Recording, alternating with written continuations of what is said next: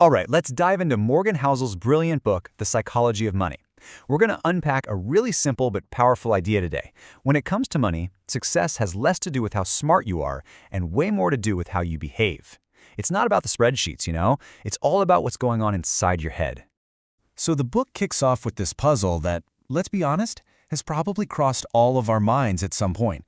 We see these incredibly smart people, doctors, engineers, executives, who are just drowning in debt or making one bad investment after another.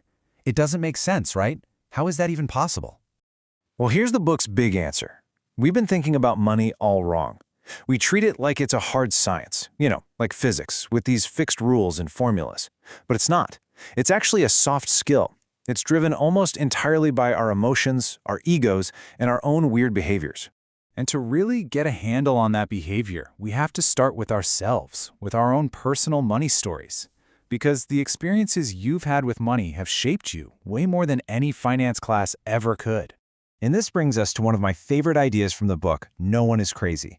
What seems like a totally insane financial decision to me might make perfect, logical sense to you. Why? Because it's based on your life, your history, your unique set of experiences. So think about it like this. If you grew up in a country with hyperinflation, you learned a very clear lesson. Cash is trash. It loses value by the hour. So the smartest, most rational thing to do is spend it immediately. But if you grew up in a stable economy, you learn the exact opposite. Save your money, invest it, and watch it grow. Neither of you is crazy. You're both just perfectly adapted to your own version of reality. But here's the catch. Our personal experience is just this tiny, tiny sliver of what's actually possible in the world. So to really understand how things work, we have to recognize two massive invisible forces that are always at play: luck and risk. Take Bill Gates, for example. The man is obviously a genius. No one's debating that. But even he admits how insanely lucky he was.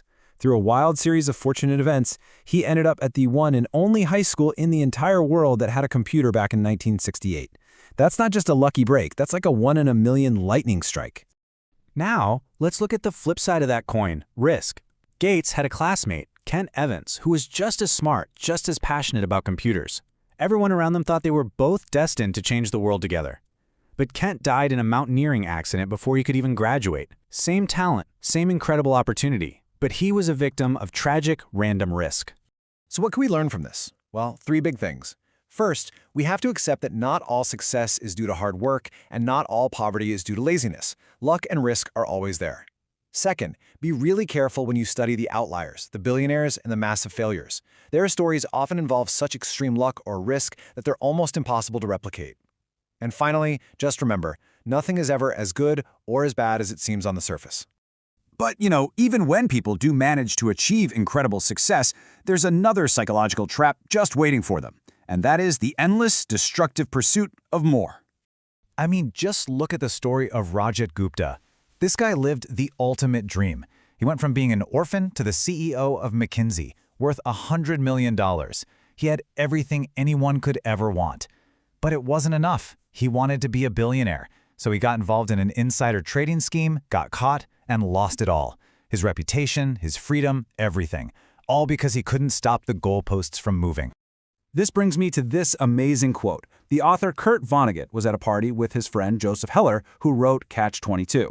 Vonnegut pointed out that their billionaire host had probably made more money that day than Heller's famous novel had made in its entire history. And Heller's response was just perfect. He had something the billionaire would never have: enough.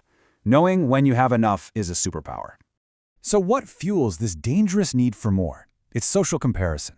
It's looking at the person next to you or the person on Instagram and wanting what they have. It is a game you will never, ever win because there will always be someone with more. It's a hamster wheel that guarantees you'll never feel happy. And a big part of that comparison trap comes from this fundamental misunderstanding of what wealth even is. We're wired to think wealth is the stuff we can see, right? The fancy cars, the big houses, the designer watches. But Housel argues that true wealth, real wealth, is what you don't see. It's the money that you haven't spent. It's the stocks, bonds, and assets in your portfolio that give you freedom, options, and flexibility. Think about it. Spending money to show people how much money you have is literally the fastest way to have less money. So how do we build this invisible wealth? Well, that brings us to our third part, how to build that unseen wealth by playing the long game. And the secret here is not about being a genius investor. It's about having the right mindset and just giving it time. Okay, get this. 90%. That's the percentage of Warren Buffett's fortune that he earned after his 50th birthday. Let that sink in. 90%. It just goes to show that his real secret isn't just that he's a great investor. His secret is that he's been a great investor for 3/4 of a century. The magic is in the compounding, and compounding needs time. And what that teaches us is that the goal isn't to get the absolute highest returns. It's not about hitting home runs every year, because chasing those massive gains usually means taking huge, unsustainable risks. The real key is getting pretty good returns that you can stick with consistently for a really, really long time without blowing yourself up. And this reveals such a critical distinction. Getting rich and staying rich are two completely different skills. Getting rich often takes optimism, a big appetite for risk, and putting yourself out there. But staying rich, that takes the opposite. It requires humility and a healthy dose of fear that what you have can be taken away just as quickly as you got it. So the key to staying rich is just survival. And survival means you have to build a buffer. You have to build in what Housel calls a room for error. You have to plan on your plan not going according to plan. You have to assume the future will be full of surprises because, well, it will be. Okay, so we've talked about our personal money stories, the trap of wanting more, and the power of playing the long game. But all of this kind of boils down to one final crucial question. What is this all for? What is the actual goal of getting wealthy in the first place? And this, for my money, is the most powerful idea in the whole book. The highest form of wealth has nothing to do with a number and a bank account. It's control. It's autonomy. It's the simple but profound ability to wake up and have control over your time. That freedom is the real dividend that money pays you. It's more valuable than any luxury car or big house. The ability to do what you want, when you want, with the people you want, for as long as you want, that is priceless. That is what brings real, lasting joy. That is the ultimate goal. So we'll leave you with one last question to really think about. You know, everything in finance has a price, but not all prices show up on a label.